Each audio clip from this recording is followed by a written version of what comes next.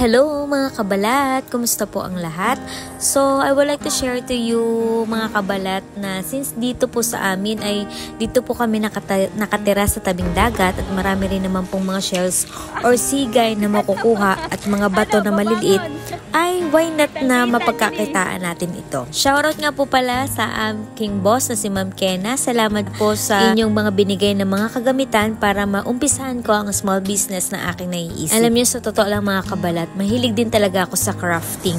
Kagaya ng paggagawa ng mga origami, invitation card, pagde-design sa mga birthdays. Kaya lang dahil sa sobrang dami ko na ding mga kaganapan sa buhay, ay medyo hindi ko na siya nagagawa. Pero ngayon, try ko pong bumalik sa isa sa mga gusto kong gawin at sana po ay inyong suportahan ang aking small business. Try ko din po magbenta sa aming pasalubong center dito po malapit sa munisipyo kung saan pwede nyo pong mabili ang aking mga necklace na gawa. So, yun lang muna ang aking mga pasilip sa aking mga pinagkakaabalahan dito sa Baybay. At syempre, bukod po dito ay hindi ko rin po ititigil ang pagbablog ko ngayon pa na marami na sa inyo ang nakaabang sa aking mga sinishare nakaganapan dito sa amin sa Baybay.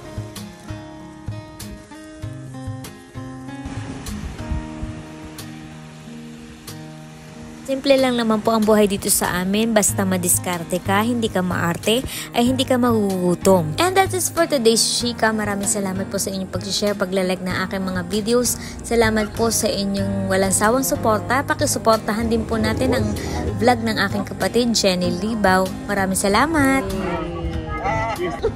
Bakit parang meron ka dito?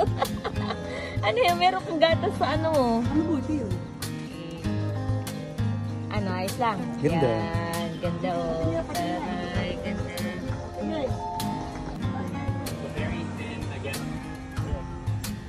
I didn't know it takes.